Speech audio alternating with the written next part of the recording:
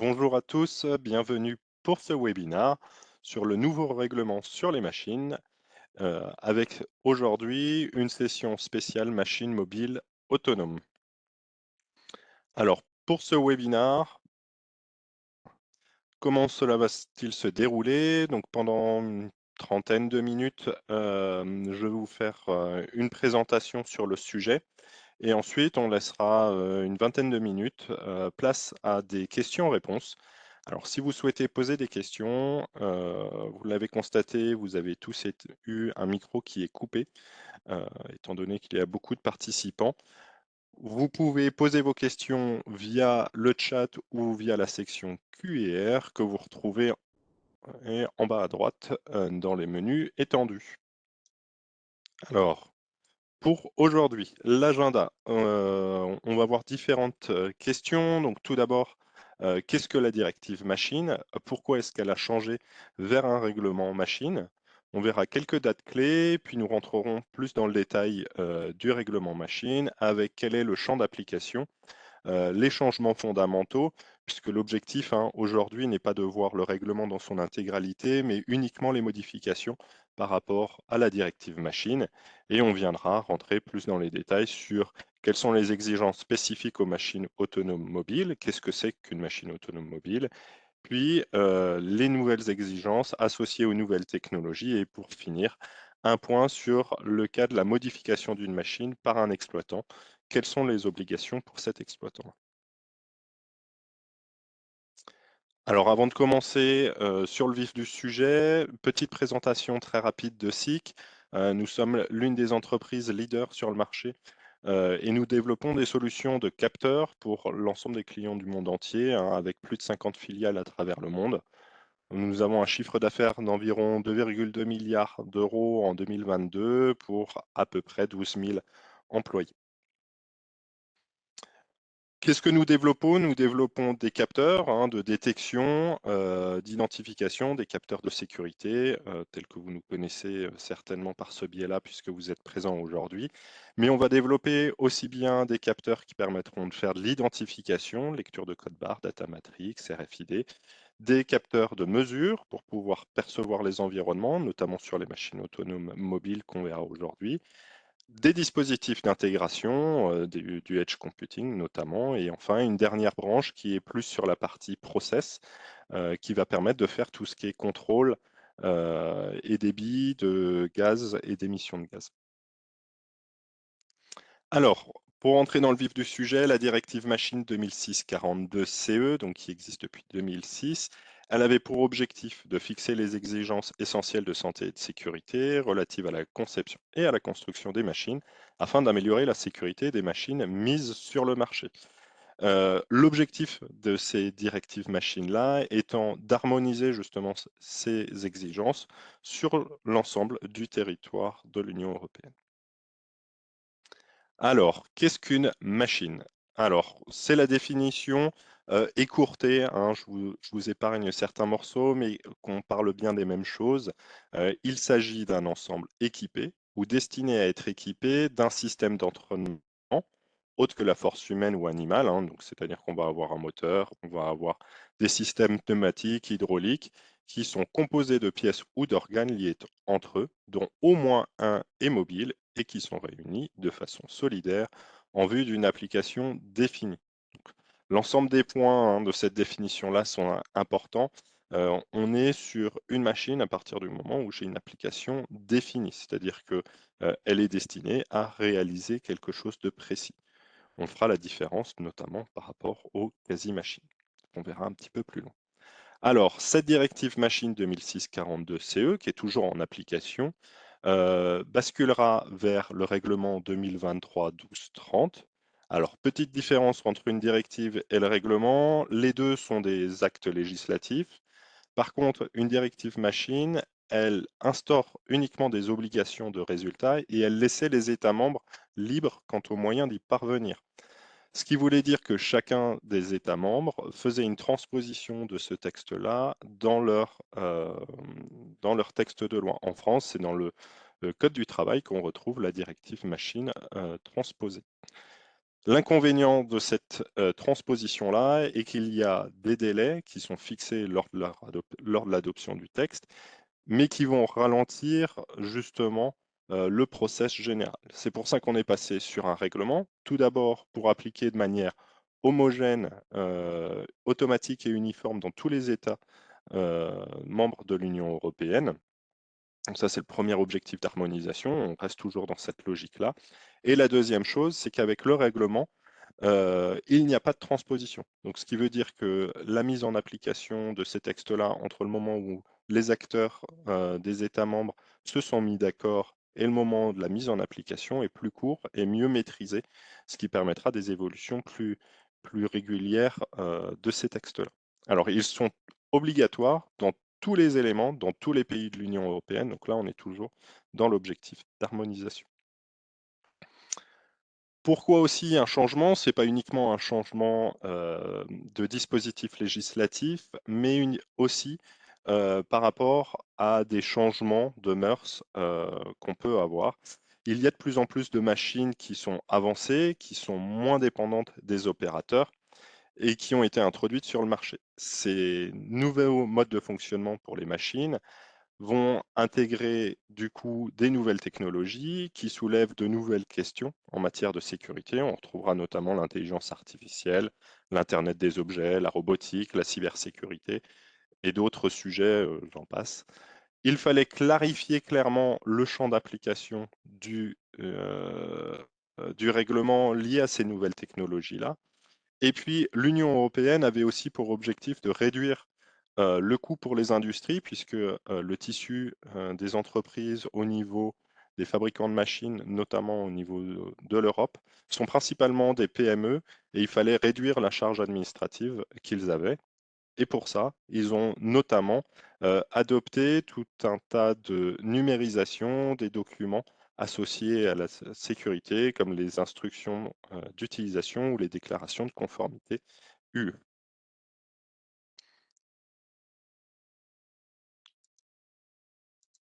Hop.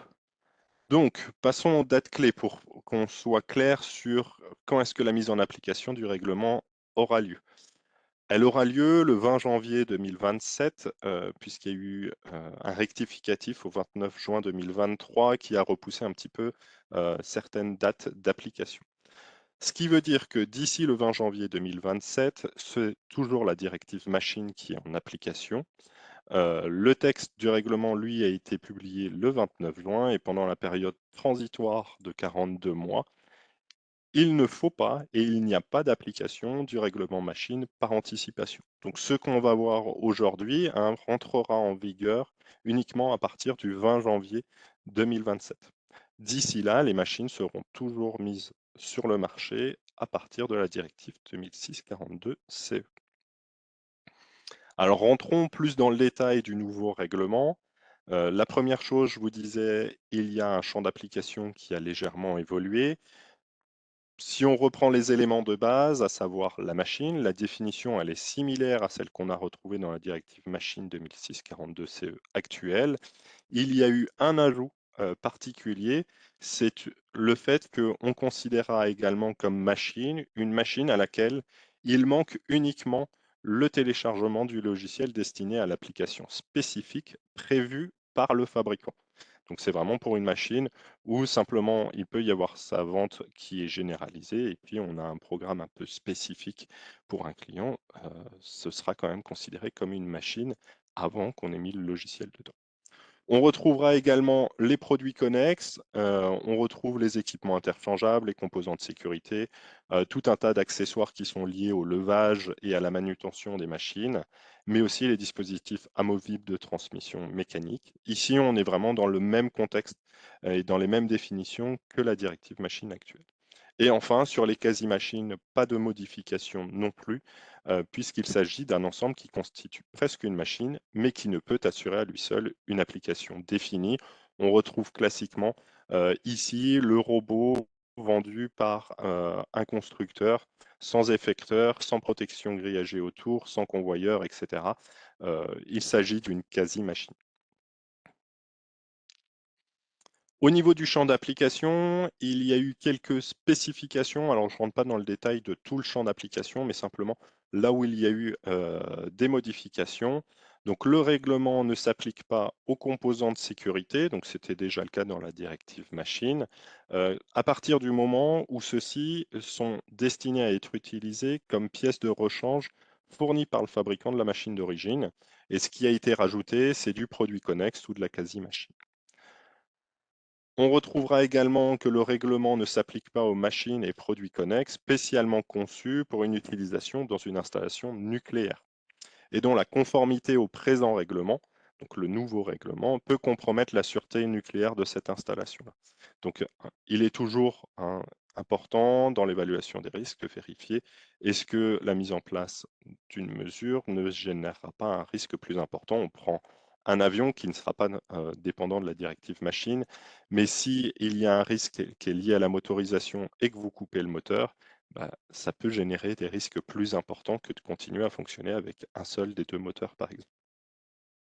Donc, je le précise encore, le règlement ne s'applique pas aux produits, aux pièces et aux équipements aéronautiques qui ne relèvent pas du champ d'application, qui relèvent, pardon, du champ d'application du règlement UE 2018-1139. Enfin, petite nouveauté, dans la directive machine actuelle, on dit que ça ne s'applique pas aux machines de bureau ordinaires, de la même manière sur la directive machine. Il y a une exception dans le règlement machine, c'est pour toutes les machines d'impression 3D, donc ce qu'on appellera les impressions additives afin de produire des produits tridimensionnels.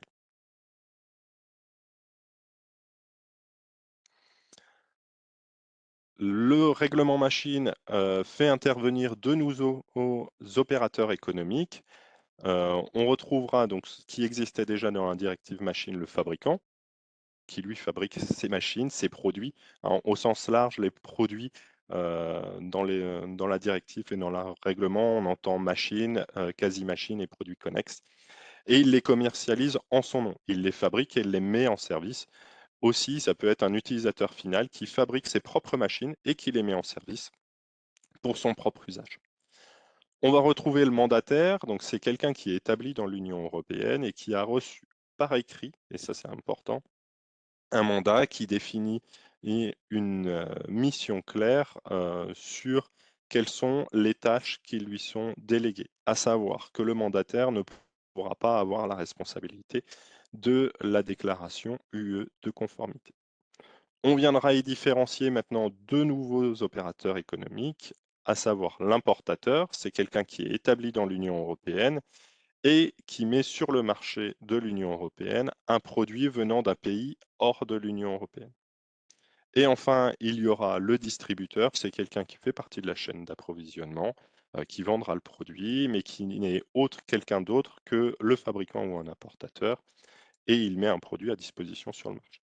Alors, suivant ces différents rôles, suivant ces différents opérateurs économiques, il y aura des obligations qui vont être différentes sur chacun d'eux. C'est une partie qui est assez conséquente. Je vous propose d'aller sur le règlement machine dans le chapitre 2, articles 10 à 19, où vous aurez l'ensemble des déclinaisons, des obligations de ces opérateurs économiques.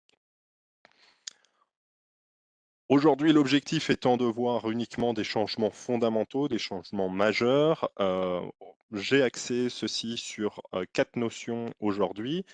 La première notion, et qui prendra la plus grande partie, c'est sur les machines autonomes et télécommandées. Il y aura une deuxième partie sur les nouvelles dispositions relatives à l'intégration de l'intelligence artificielle, puis les nouvelles dispositions sur la cybersécurité et enfin quelques précisions sur la modification substantielle, puisque dans le règlement, euh, le nouveau règlement, il y a eu plus de précisions apportées. Alors, pour les machines mobiles autonomes, tout d'abord, avant de rentrer sur les exigences nécessaires, nous allons revenir sur quelques définitions. Ce sont les nouvelles définitions qui sont arrivées dans le règlement machine. La première étant, qu'est-ce qu'une machine mobile autonome? C'est une machine mobile qui dispose d'un mode autonome. Jusque-là, c'est assez transparent. Et c'est dans lequel toutes les fonctions essentielles de sécurité de la machine mobile sont assurées pour sa zone de déplacement et de travail sans interaction permanente d'un opérateur. Donc ça, c'est une notion qui est arrivée dans le nouveau règlement machine avec la notion de zone de déplacement et zone de travail. On verra un petit peu plus loin ce qu'il en est. Et donc, qui dit mode autonome veut dire que ce n'est pas un conducteur qui viendra donner les instructions de déplacement, mais ce sera le véhicule qui se déplacera de manière automatique. Associé à ces véhicules-là, il est généralement intégré ce qu'on appelle des fonctions de supervision, c'est-à-dire que il y aura un opérateur qu'on appellera un superviseur qui recevra des instructions, des informations venant de la machine mobile à distance par un dispositif permettant de recevoir ces informations-là et de donner des ordres limités à cette machine-là. Ce sont souvent des opérations de maintenance à distance, par exemple, ou de dépannage à distance qu'on retrouvera dans ces fonctions de supervision. Enfin, le superviseur, hein, c'est ce que je disais, c'est une personne qui est chargée de la surveillance des machines mobiles autonomes. Donc généralement, c'est une personne qui est connectée soit en local, mais à distance. Ça peut être également le cas. Alors, dans les exigences, la machine, lorsqu'elle est pas autonome ou lorsqu'elle s'occupe de déplacer des personnes, la machine doit être équipée d'un système de retenue pour maintenir les personnes dans leur siège. Il y a une particularité, c'est que, il a été rajouté le fait comme quoi il est nécessaire d'avoir un signal visuel et sonore lorsque on parle du conducteur et qu'il est à son poste de conduite et qu'il n'utilise pas le système de retenue. Typiquement, hein, c'est la même chose que dans votre voiture quand vous êtes à votre poste de conduite, que vous n'avez pas mis votre ceinture. Enfin, il est important que le déplacement de la machine ne soit pas possible lorsqu'il y a un risque important de basculement ou de renversement et que le système de retenue n'est pas utilisé. C'est des choses qui étaient déjà plutôt intégrées sur bon nombre d'acteurs du marché. C'est un prérequis qui a été rajouté dans le règlement machine. Ensuite, sur la fonction de supervision, alors ce n'est pas obligatoire qu'une machine mobile autonome en ait, mais dans le cas où le constructeur fait le choix d'intégrer une fonction de surveillance propre au mode autonome, il faudra que la fonction de surveillance permette au superviseur de recevoir à distance des informations de la machine. La fonction de surveillance ne doit pas permettre qu'il y ait des actions d'arrêt ou de mise en marche à distance ou de déplacement. Euh, Pardon, il y a une faute de frappe, excusez-moi. La fonction de surveillance, elle doit permettre justement qu'il n'y ait que des actions d'arrêt, de mise en marche à distance de la machine ou des ordres de déplacement vers une position et un état sûr. C'est-à-dire que l'objectif n'étant pas de faire un pilotage complètement à distance, c'est uniquement du dépannage, c'est du ponctuel. Enfin, la fonction de surveillance, elle devrait être conçue et construite pour permettre ces surveillances uniquement lorsque le superviseur peut voir directement ou indirectement le mouvement de la machine et de la zone de travail. Donc, il va falloir avoir une visibilité dessus, ça peut être par des caméras, ça peut être par différents dispositifs, et ce qui a été également rajouté, c'est qu'il faut que les dispositifs de protection soient opérationnels. C'est-à-dire que à tout moment, lors de la manipulation, même à distance du véhicule, si les dispositifs de protection qui sont montés dessus détectent la présence d'une personne, l'arrêt sera déclenché automatiquement par le véhicule. Si on en vient sur le dispositif de commande du véhicule, pour les machines mobiles autonomes uniquement, hein, je précise bien que c'est pour les machines mobiles autonomes, le système de commande, il devra être conçu pour exécuter lui-même les fonctions de sécurité, même lorsque des actions sont ordonnées au moyen d'une fonction de supervision à distance. C'est ce que je disais précédemment. Il faudra faire en sorte que s'il y a une défaillance du système de direction, ça n'a pas d'incidence sur la sécurité de la machine. C'est-à-dire que s'il y a une défaillance du système de direction, il faudra déclencher l'arrêt, ou sinon le déplacement dans la direction dans laquelle va le véhicule devra toujours être garanti par les dispositifs de protection. Et enfin, le déplacement devra tenir compte des risques liés à la zone où où le véhicule, la machine est destinée à se déplacer ou à travailler, c'est-à-dire que si vous y avez des contraintes de pente, des trous dans le sol, etc., il faudra que ce soit pris en compte. Enfin, sur la partie système de commande et fonctions de déplacement, il est important toujours de faire une première évaluation des risques et il faudra que les machines autonomes satisfassent au moins une des deux conditions suivantes, à savoir se déplacer et fonctionner dans une zone fermée équipée d'un système de protection périphérique. Donc, c'est-à-dire qu'on va avoir des protecteurs tout autour d'une zone ou des dispositifs de détection qui permettront de garantir que le véhicule fonctionne dans une zone à accès restreint, ou il faudra que le système soit équipé de dispositifs capables de détecter à la fois les êtres humains, mais il a été également précisé dans le nouveau règlement qu'il est nécessaire aussi de garantir la sécurité des animaux domestiques et il faudra être capable de détecter tout obstacle se trouvant à proximité, mais qui pourrait générer un risque pour la santé ou la sécurité des personnes ou des animaux. Donc, on sent ici que le règlement machine hein, s'inspire de la 3691-4 notamment, sur lequel nous avions fait un webinaire précédemment. Ok, donc ça, ce sont des choses où on sent qu'il y a une influence mutuelle des différentes réglementations. Enfin, il y a un sujet qu'on commence à voir de plus en plus aussi sur les machines mobiles autonomes, c'est la question de l'attelage et donc d'avoir des remorques ou des équipements remorqués. Il est important de prendre en considération dans l'évaluation des risques qu'on ne génère pas de risques pour les personnes, les animaux domestiques et donc les obstacles précisés juste avant. Enfin, il y a quelques mesures de protection supplémentaires liées à d'autres risques, hein. Je vous ai écourté et mis que les parties nouvelles. La première étant concernant les batteries à charge automatique hein, pour les machines mobiles. Il faudra évidemment éviter tout ce qui est risque mécanique et électrique hein, lorsqu'il y a les contacts au moment où le véhicule se trouvera au niveau de la station de charge, mais aussi lors de l'approche et lorsque le véhicule s'approche de la zone de charge. Il est commun que sur ces véhicules-là, il y ait la sortie d'un bras pour pouvoir faire contact avec la station de charge et il faudra prendre en compte bien ce cas de figure-là. Ça a été reprécisé puisque ça a été source d'accidents euh, actuels. Ok. Et enfin, la dernière disposition à prendre garde, c'est lorsque on parle plutôt de machines mobiles en extérieur ou dans des zones intérieures, lorsque vous avez des lignes électriques aériennes sous tension, il faudra toujours faire attention à ce que lors de la manipulation et lors des différents mouvements de cette machine-là, il n'y ait pas de contact avec ces lignes aériennes.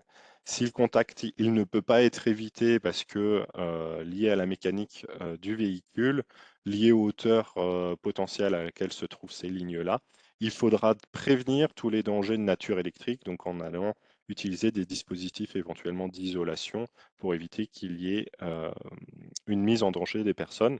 Et il faudra aussi prévenir le cas du contact, mais aussi, on parle là notamment pour les lignes électriques haute tension, le risque des arcs électriques qui pourraient se générer entre la ligne et le véhicule et les opérateurs qui y sont à proximité. Vous retrouverez hein, tous ces éléments-là dans l'annexe 3 au paragraphe 3.5 sur les mesures de protection contre d'autres risques. Voilà sur la partie machine mobile de manière générale. De manière plus globale, qui s'applique à tout type de machine dépendant du règlement machine, est arrivée la notion de cybersécurité et de protection contre la corruption. Donc ce cas de figure-là viendra lorsqu'on a le raccordement de la machine à un autre dispositif et il faudra faire en sorte que cela ne génère pas de situation dangereuse. Pour cela, il y a deux prérogatives qui ont été indiquées. La première, c'est que les composants matériels informatiques de transmission de signaux ou de données, hein, donc que ce soit votre automate, le PC de surveillance, etc., l'ensemble des réseaux de la machine, ainsi que leurs logiciels devront être identifiés comme essentiels pour la conformité des machines. Si on prend un contrôleur de sécurité qui utilise un protocole de communication sur base Ethernet, il va falloir utiliser un dispositif qui soit conçu à protéger de manière adéquate contre la corruption accidentelle ou intentionnelle, donc le fameux hacking. Sur la machine, elle, il y aura des prérogatives, c'est de faire en sorte qu'elle soit capable d'identifier les logiciels qui y sont installés, et elle devra être capable de fournir à tout instant les informations sous une forme facilement accessible, hein. Ça peut être sur un fichier Excel, ça peut être sur forme USB, CD, etc., papier, qui viendra recueillir donc les informations comme quoi il y a eu une intervention légitime ou illégitime sur les logiciels. Donc notamment tout ce qui va être supervision, vérification des versions logicielles qui sont embarquées sur la machine mobile. Donc lorsqu'on parle des systèmes de commande à proprement parler, ils doivent être conçus et construits pour résister en fonction des circonstances et des risques aux contraintes d'exploitation prévues. Donc ça veut dire que il est important toujours dans l'évaluation des risques de prendre en considération l'utilisation qui sera faite et l'exploitation telle qu'elle sera faite chez le client final. Les contraintes d'exploitation aussi aux influences externes, donc volontaires et involontaires. Donc ça élargit énormément le scope de cette partie-là. Et il faudra que tout ce qui est tentative malveillante raisonnablement prévisible de tierces ne conduise pas à créer une situation dangereuse. Donc ça va être une attention toute particulière sur l'isolement des réseaux informatiques de transmission de données notamment.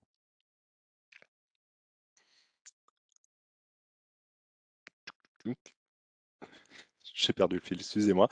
Dans le nouveau règlement, il y a encore d'autres règles qui ont été imposées. Tout d'abord que les limites des fonctions de sécurité, elles doivent être établies en tant que partie de l'évaluation des risques effectuée par le fabricant. Là, on est toujours dans l'aspect cybersécurité. Il est interdit de modifier les réglages ou les règles générées par la machine ou par les opérateurs, y compris pendant la phase d'apprentissage de la machine. Ah, désolé, il y a un petit souci d'affichage. Lorsque de telles modifications peuvent entraîner des situations dangereuses. Donc il est important, hein, pareil, lorsque la machine a des phases d'apprentissage, d'aller faire ce qu'on appelle un journal de suivi qui permettra de collecter l'ensemble des données générées dans le cadre d'une intervention et dans le cadre de modification éventuellement des versions de logiciels de sécurité, téléchargées après la mise sur le marché ou la mise en service de la machine ou du produit connexe. Ok. Donc c'est pareil, ici c'est à des fins de démonstration de la conformité de la machine. Enfin, on arrive sur le point de l'intelligence artificielle, hein, qui est assez lié aussi avec toutes ces nouvelles technologies-là qui arrivent.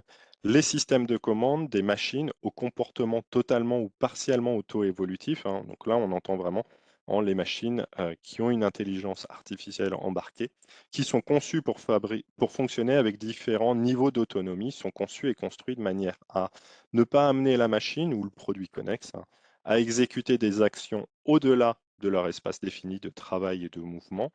Donc, il est important que les règles de sécurité, notamment sur la définition d'espace de travail ou de mouvement, donc si on prend le cas de la robotique, on a souvent des limites logicielles qui sont établies au niveau du contrôleur de sécurité. Il faudra que, même si le dispositif peut évoluer dans sa manière de se déplacer, vienne respecter ces espaces. Il devra être possible à tout moment de pouvoir corriger la machine ou le produit connexe afin de préserver la sécurité intrinsèque, c'est-à-dire que il doit être prévu que on puisse se connecter facilement pour pouvoir faire une modification. Et dans le cas où on vient faire une modification, il faudra que ce soit tracé de la même manière que pour la partie cybersécurité. Donc il y aura un enregistrement des données relatives au processus décisionnel en matière de système de sécurité basé sur des logiciels assurant des fonctions. il devra être obligatoirement avoir cet enregistrement-là pendant une durée de 1 an après la mise sur le marché ou la mise en service, exclusivement pour démontrer la conformité des machines. Donc là, c'est pour du contrôle a posteriori, s'il devait y avoir un accident sur cette machine.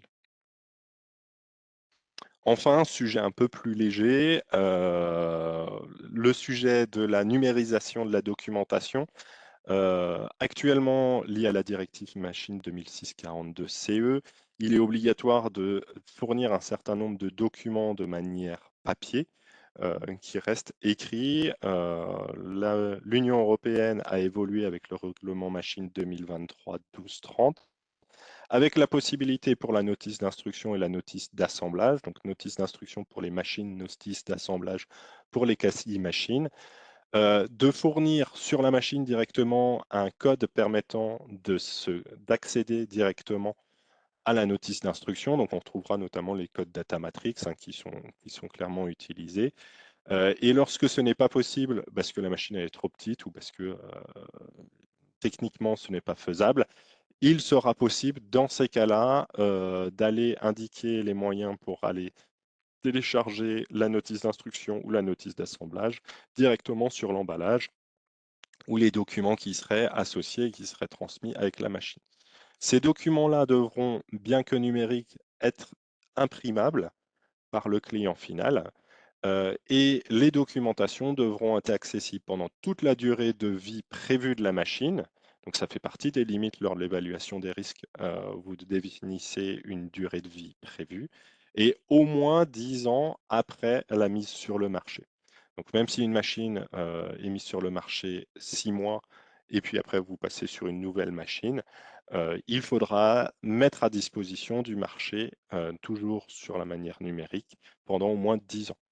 Il est important qu'il faudra être en mesure de fournir une copie papier et cela gratuitement sous 1 mois après la transaction si l'utilisateur a fait la demande au moment de l'achat.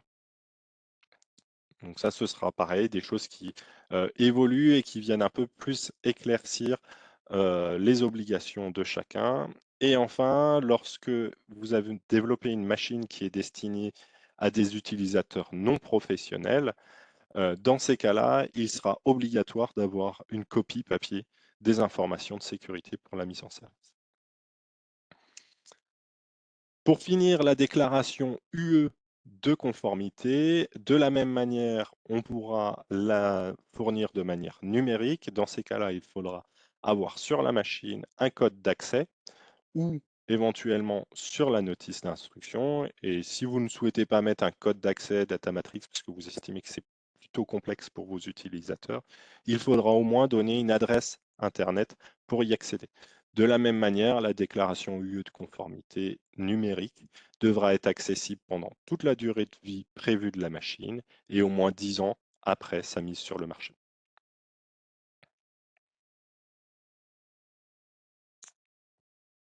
Dernière thématique rapide, la modification substantielle. Alors, c'est moins souvent le cas sur des machines mobiles autonomes comme on parle aujourd'hui, mais ça peut avoir le cas.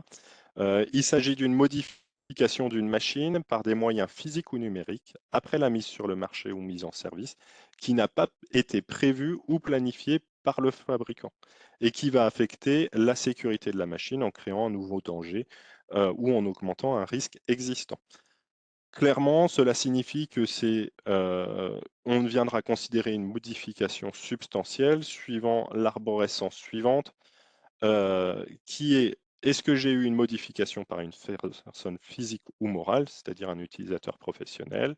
Est-ce que ça génère un nouveau risque? Si oui, est-ce que ça introduit un nouveau pardon, ça génère un nouveau danger? Est-ce que ça introduit un nouveau risque?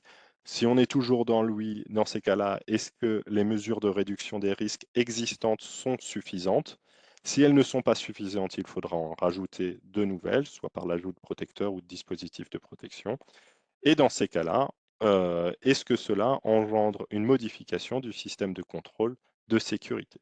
Si oui, dans ces cas-là, on se retrouve dans une modification substantielle de la machine. À partir du moment où l'utilisateur a fait une modification substantielle, il aura les mêmes obligations qu'un fabricant de machines ou du produit connexe, c'est-à-dire effectuer une évaluation des risques, c'est le point de base pour savoir est-ce qu'on est dans une modification substantielle ou non. Il devra établir la documentation technique, modifier la notice d'instruction, appliquer une procédure d'évaluation de la conformité et faire la déclaration au lieu de conformité et apposer son marquage.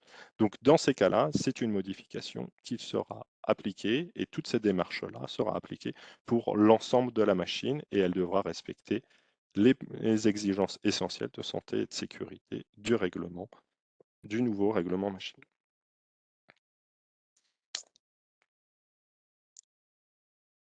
Alors, que ce soit pour ce nouveau règlement machine-là, vous n'êtes pas tout seul. On peut vous accompagner. Nous sommes là pour vous accompagner. On est vraiment votre partenaire au quotidien. Vous nous connaissez pour la plupart régulièrement. Et on pourra vous accompagner sur évidemment les produits qui sont là en dessous, mais surtout sur des sessions comme aujourd'hui de webinar, mais également des sessions plus avancées où on rentrera plus dans le détail sur le développement de compétences et de formation à la directive machine actuelle. Et viendra prochainement aussi des formations sur la partie réglementation machine. On peut se subvenir ou accompagner votre bureau d'études dans toute la démarche qui est de l'évaluation des risques, le concept de sécurité, le développement logiciel ou la vérification de la conformité à la directive machine à travers une prestation d'ingénierie ou de coaching, et enfin des prestations de services de manière plus large sur la mise en service des équipements de sécurité. Sur ce, je vous souhaite à tous une bonne semaine et puis j'espère à très bientôt pour discuter ensemble de vos applications.